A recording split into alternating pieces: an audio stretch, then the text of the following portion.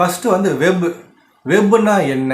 வெப்புன்னா அதில் வந்து ஒரு கலெக்ஷன் ஆஃப் இன்ஃபர்மேஷன் இருக்கும், நிறைய இன்ஃபர்மேஷன் இருக்கும். அந்த இன்ஃபர்மேஷன் வந்து ஒரு ஃபோட்டோவா, ஒரு வீடியோவா, ஒரு டாக்குமெண்ட்டா, ஒரு பிடிஎஃபா, ஒரு ஆடியோவா, நிறைய ஃபார்மேட்டில் வந்து இன்ஃபர்மேஷன்ஸ் வந்து இருக்கும். ஓகேங்களா? அது வந்து இப்போ யூடியூபோ, ஒரு ஃபேஸ்புக்கோ, இன்ஸ்டாகிராமோ, விக்கிபீடியாவோ, இந்த மாதிரி நிறைய வெப்சைட்டில் நிறைய இன்ஃபர்மேஷன்ஸ் இருக்கும் இல்லையா? அதான் வந்து வெப்புன்னு சொல்கிறாங்க. ஓகேங்களா? எந்த ஒரு இன்ஃபர்மேஷனையும் இன்டர்நெட் மூலியமாக நம்ம ஆக்சஸ் பண்ணி நம்ம இன்ஃபர்மேஷன் எடுத்தோம், படித்தோம் அப்படின்னா அதுதான் வெப்பு. ஓகேங்களா?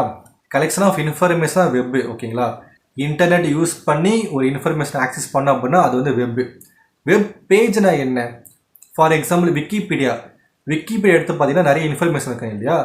அந்த பேஜ் அதுதான் வெப் பேஜ். ஓகேங்களா? அந்த வெப் பேஜை எப்படி உருவாக்குறாங்க அப்படின்னா HTML யூஸ் பண்ணி அந்த வெப் பேஜ் வந்து உருவாக்குறாங்க. ஓகேங்களா? வெப்சைட்னா என்ன? வெப்சைட்னா ஒன்றுமே இல்லை, ஒரு சிங்கிள் பேஜ் இருந்ததுன்னா அது வெப் பேஜ்.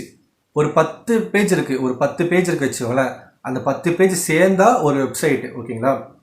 விக்கிபீடியா பார்த்தீங்கன்னா ஒரு நிறைய லிஸ்ட்டாக ஒரு டாக்குமெண்ட் எழுதியிருப்பாங்க இல்லையா? அதில் நிறைய லிங்க் கொடுத்துருப்பாங்க. இந்த லிங்கை கிளிக் பண்ணிங்கன்னா வேற ஒரு பேஜுக்கு போகும், அந்த லிங்கை கிளிக் பண்ணிங்கன்னா வேறு பேஜுக்கு போகும். இந்த மாதிரி பேஜ் சேஞ்ச் ஆகி வருது பார்த்தீங்களா? ஒரு பேஜ் வந்து இன்னொரு பேஜ், அந்த பேஜ் இன்னொரு பேஜ், இந்த மொத்த வெப் பேஜுமே ஒரு பேக்கேஜாக கொடுத்தீங்கன்னா அந்த வெப்சைட்டு. ஓகேங்களா? அடுத்து வந்து நெட்வொர்க்னா என்ன? நம்மளுக்கு ஒருத்தர் தெரியும், அவர் மூலியமாக இன்னொருத்தர் தெரியும், அவரும் இன்னொருத்தர் தெரியும், அதான் நெட்வொர்க்.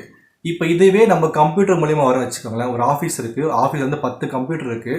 இந்த 10 கம்ப்யூட்டருமே வைஃபை மூலியமாகவோ இல்லை இன்டர்நெட் கேபிள் மூலியமாகவோ லிங்க் ஆகிருக்கு அப்படின்னா நம்ம வந்துட்டு இந்த ஃபைலை வந்துட்டு அவங்களுக்கு அனுப்ப முடியும், அந்த ஃபைலை வந்து இன்னொருத்தர் அனுப்ப முடியும்.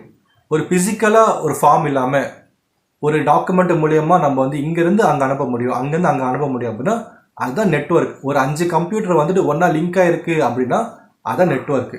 அதுக்கடுத்து இன்டர்நெட்னா என்னென்னா, இப்போது நம்ம சொன்ன மாதிரி நெட்வொர்க்னா என்ன? ஒரு ஆஃபீஸில் ஒரு 5 கம்ப்யூட்டர் இருக்குது, அந்த 5 கம்ப்யூட்டர் லிங்க் ஆகிருக்கு அப்படின்னா அது வந்து நெட்வொர்க்கு. உலகம் முழுக்க இருக்கிற எல்லா கம்ப்யூட்டருமே லிங்க் ஆகிருக்கு அப்படின்னா அதுதான் வந்து இன்டர்நெட். எப்படி என்னுடைய ஃபோனுக்கு ஒரு வீடியோ வந்துட்டு உங்களால் பார்க்க முடியுது இல்லையா?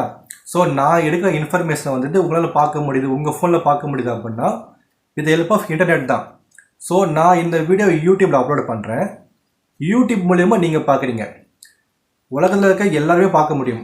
ஸோ இன்ஃபர்மேஷனை வந்துட்டு உலகம் ஃபுல்லாக ஷேர் பண்ண முடியுதுல்ல, அதுதான் இன்டர்நெட். ஸோ இது எல்லாமே ஒரு பேசிக்கான விஷயம் தான், ஒரு பேசிக்காக தெரிஞ்சுக்கோ, அவ்வளோ ஒரு டீட்டெயிலாக போனால் இன்னும் நிறைய டீட்டெயிலாக இருக்குது, பட் பேசிக்காக தெரிஞ்சுக்கோங்க.